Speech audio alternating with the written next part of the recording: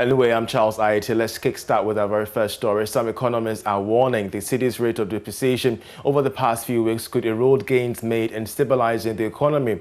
Now, the cedi has witnessed some sustained depreciation over the past month, hitting around 6 cedis, 42 pesos to $1. Now, this is despite improved support from the central bank and influx from holiday makers. But should there be more dollar support to stabilize the situation? We'll engage an economist Courage Botu shortly via Zoom. But first, though, let's take a report by George Riafe. In terms of average quotes by some of the major commercial banks in the country, the Ghana cedi has moved from around 6 Ghana cedis, 30 pesos, to about 6 Ghana cedis, 42 pesos in just about a week. The challenge is purely a supply and demand issue. So if demand picks up and there isn't enough supply, the cedi would definitely come under some pressure. Checks by some of the banks showed that the Bank of Ghana has indeed been active on the market in terms of dollar supply. Remittances have also picked up as well, as holiday makers from abroad have brought in some dollars. It was the expectation that these inflows might have helped slow the rate of depreciation of the Ghana cedi. However, it appears this hasn't helped that much. A careful look at the forward sale of dollars show that demand is still up. For instance, the recent auction results showed that whilst the Bank of Ghana was willing to offer about $40 million, request from banks and businesses stood at $170 million. However, some market analysts believe that the Bank of Ghana may have to do more in terms of the amount of dollars that it supplies onto the market. The Ghana cedi has come under some pressure over the past 2 months due to the decision by some offshore investors to sell their Ghana bonds that they are holding because of some fiscal issues, and as well as demand for dollars by businesses to finance their imports picking up strongly. Some economists have also argued that if this current challenge is not contained, it could end up eroding recent gains made on the economic front. We're joined by phone by economist Courage Botu with his perspective on this. Courage, we're grateful that you could join us. What do you make of the current challenge facing the cedi right now regarding its depreciation? Dear listeners, I think beyond the corporate demand around the Christmas period, and then of course the pressure that we have seen from September till now, I believe is driven mostly by credibility question. From September, after the media review, I think the picture that came out was that the fiscals, as in revenue, keeps underperforming, and we are running ahead of the deficit target for the period. Remember, the deficit target was supposed to be 9.5%. In fact, the projected outcome for the rest of the year 2021, I believe, is 12.1%, and that is where it's looking like it will end. So that overrun is raising, and in the face of the level of debt we have, and then of course it's increasing by the day because we have had to borrow more to finance the programs and policies of the budget. Indeed. And it means that the debt level is going to go to where investors believe it's not unsustainable. So I believe that concern is actually a main reason why we have seen a lot of sell-offs from the market.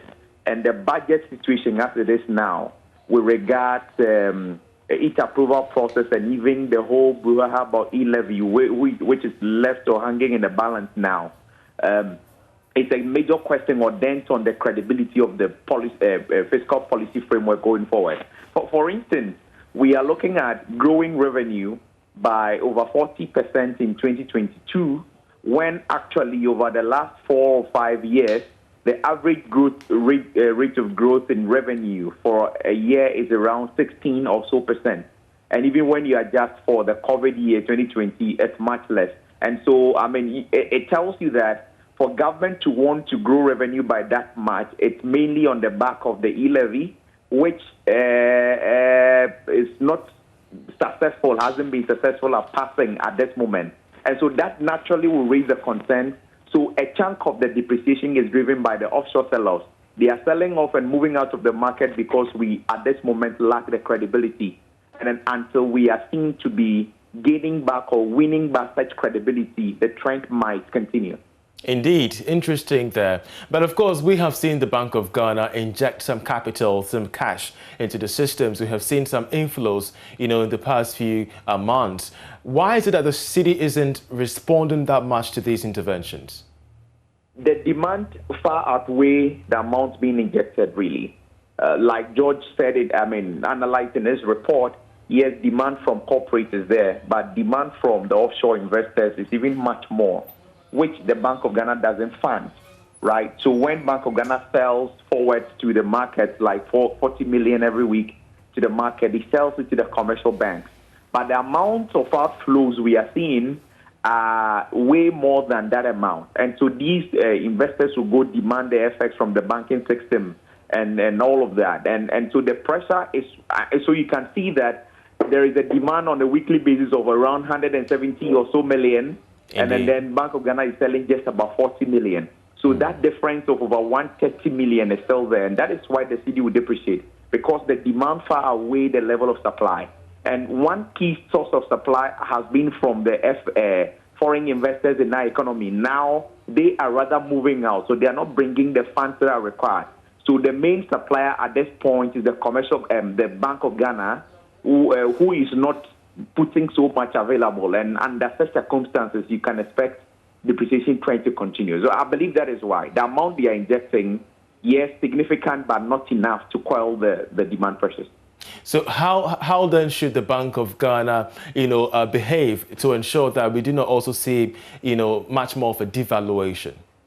I think the problem, Bank of Ghana is doing what they can. They would only support the cedi, really. We manage, we operate a flexible exchange rate system, what they call a dirty float. And then the Bank of Ghana's role in the market is just to limit itself to evening out or ironing out extreme volatility, really. And I think for what they have been doing so far from November 2019 till date has been to use the reserve available for forward guidance for the market, and that is what they have been doing. In fact, the auction should have been 25 million every 2 weeks from the calendar they issued, at the start of the year. But here we are doing 40 million every week. For some time now. I think in this fourth quarter, they've done about 40 million every 2 weeks for over 2 months now. That tells you that they are doing what they can.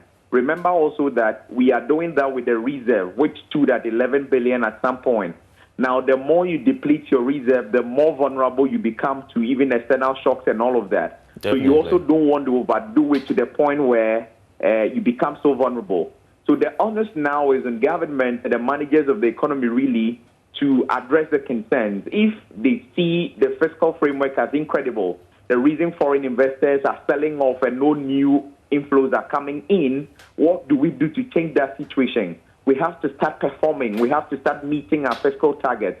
Until we do that, you can't win the confidence back, really. And those are the approaches we need to be looking at. And we know that because of COVID and then trade flows have been affected, yes, cocoa production has been there and growing, gold, yes, oil, yes.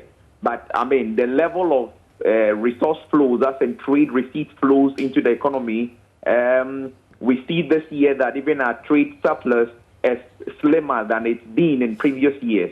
Even though export is still growing, we've seen that also growth in imports for the period. And it's growing because the economy is recovering and people have had to import resources to fund their operations and all of that. So we need to, as a state, also win back that credibility. Until we do that, Bank of Ghana will do all they can, but they will not deplete the reserves because they want to support the cedi. And besides, we manage a floating system. So government will have to play their role in winning back that confidence, that credibility. Courage, we're grateful for your submission, not just for this program, but for most of the programs that we've had in the course of this year. We wish you the best, this Christmas holiday season as well.